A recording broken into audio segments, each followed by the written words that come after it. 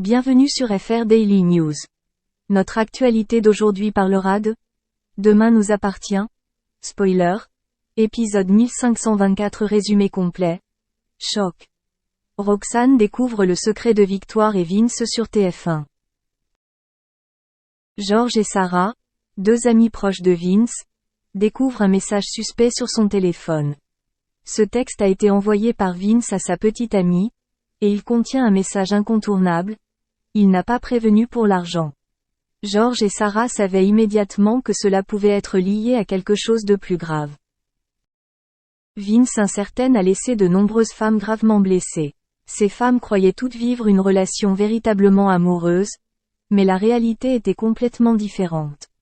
Il a utilisé son talent en yoga pour attirer et séduire une clientèle féminine. Jack, un autre ami du groupe, était très triste lorsqu'il entendait Ryan, sa petite amie, prononcer le nom de Diego dans son rêve. L'espace petit déjeuner devient tendu et inconfortable.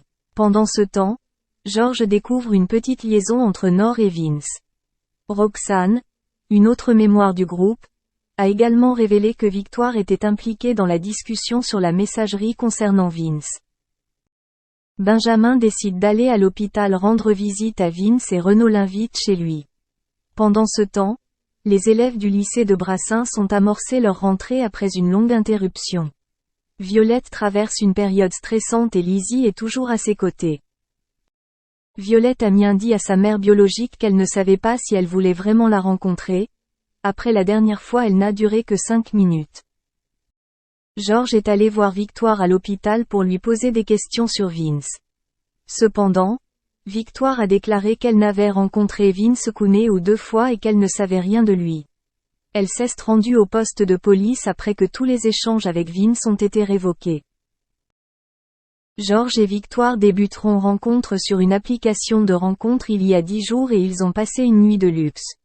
Ensuite, Vince a demandé de l'argent et a déclaré qu'il avait des difficultés financières. Victoire lui a donné de l'argent dans l'espoir qu'il le rendrait, mais à la seconde où il a demandé de l'argent, elle l'a renvoyé. Victoire apporte la preuve du meurtre de Vince. Elle et ses amies Lisa et Amel ont vu un téléfilm ce soir-là. Violette et Jordan discutent de leur premier jour de rentrée, et Philippine, une autre personne de la classe, les regarde. Violette ne peut s'empêcher de faire face à la situation et décider d'aller voir les Philippines. Elle lui offre un collier de diamants qui possède une signification particulière dans sa famille. Violette a le sentiment que sa mère cherche à la soutenir, mais Audrey pense que Philippine n'a pas de mauvaises intentions. Ryan retrouve Diego et espère qu'ils seront dans la même classe. Charlie est voir Swazik à l'hôpital pour s'enquérir de l'état de santé de François. Swazik a déclaré que la situation s'était améliorée. Charlie prévient Swazik qu'elle doit arrêter d'essayer de reconquérir l'amour de François, car elle en a assez de toujours se battre.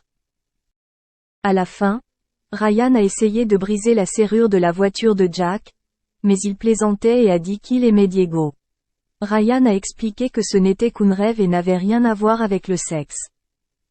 La mort de Vince provoque un coup d'état dans la vie de nombreuses personnes, notamment Nor, qui se confie à Soraya.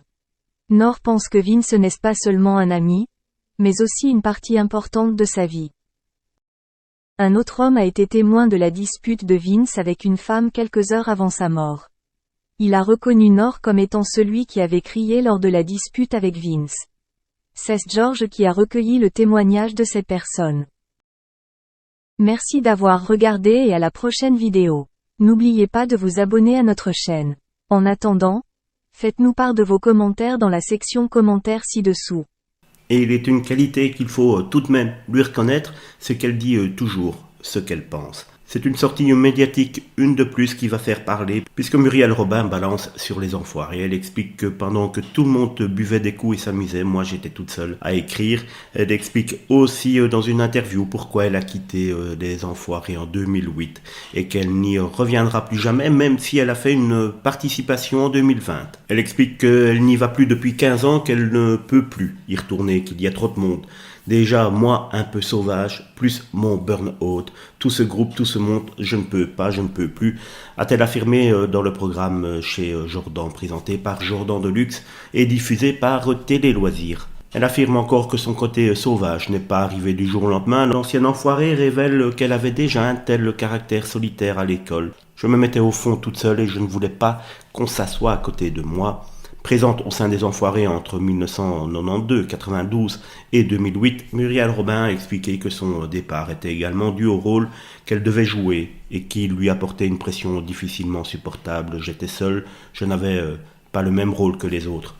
Pendant que les autres chantaient, discutaient, s'amusaient, j'étais la seule à faire tous les plateaux. J'ai fait un truc de titan, a-t-elle toujours souligné en précisant que l'arrivée de Mimi Mati avait un peu allégé sa charge de travail. Cette dernière est en effet venue lui prêter main forte pour assurer les plateaux du concert qui sont des scénettes de transition entre les différents tableaux du show.